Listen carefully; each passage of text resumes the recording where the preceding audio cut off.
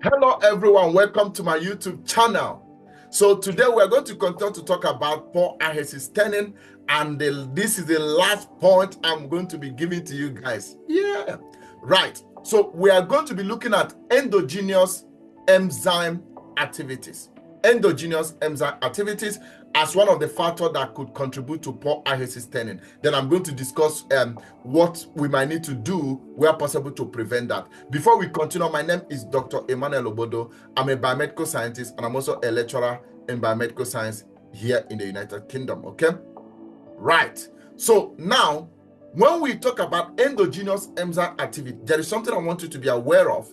Remember, we're talking about tissues here. So some of these tissues, if not most, most of the tissues, okay, they've contain what we call a kind of intracellular. That's endogenous means that it is inside the cell. Okay, that means these properties of molecules, when you say endogenous, it means that they can be found inside the cells. Okay, now what then happens? Remember that this ahesistenin is antigen antibody binding. What then happens is that this very endogenous enzyme activity, what it does is that, for example, endogenous peroxidase or maybe endogenous phosphate, okay, this peroxidase or phosphate activities that occur inside the tissue have the capability to produce a background staining. So during ahesistenin, this very peroxidase and of course phosphate activity that are inside the tissue, they can be able to contribute to the staining, meaning that they can produce background staining. That is not exactly what you want to stain, but because they are already in the tissue, they can produce background staining. Does that make sense? Okay, so in a case of this peroxidase and phosphate activity that can produce background staining when using enzyme-based detection system. So if we're using enzyme-based detection system in the ahesistenin, what is going to happen that because it's enzyme-based, it has the capability to produce this background stain. What can we do then to correct it? Very simple.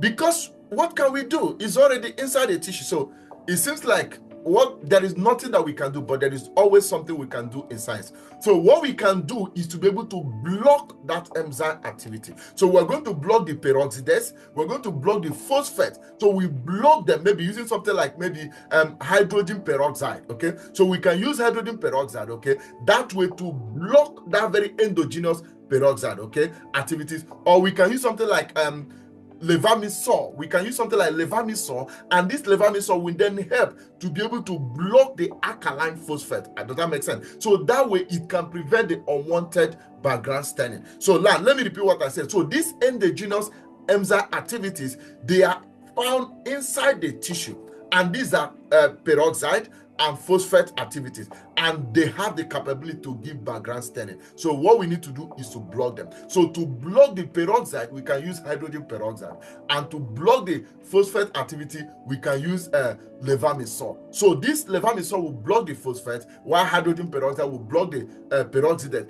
That way, that blocking will then prevent their activities from contributing to the overall ahesistenin. So that is how that means that if we don't block it, it can contribute to the coloration, and that means that it can lead to background staining, and that can then lead to poor ahesistenin. So without blocking these endogenous enzyme activities, there will be poor ahesistenin because there will be background staining. However, when we effectively block it, that will be the solution. Like I've said, we use levamisole to block the phosphate, and we use hydrogen peroxide to block the peroxidase. I hope that makes sense. Here you go. So I've gone through all the points that could possibly lead to poor ahesistenin. It's now up to you when you go for your interview. See the one that you think you're confident with, okay, or that will be more convenient for you to be able to memorize, as the case may be, and talk them through those ones. I wish you all the best, and thank you very much for listening. Please, can I ask you to like, share, comment, and subscribe. I wish you all the best till I come back your way again. Bye-bye.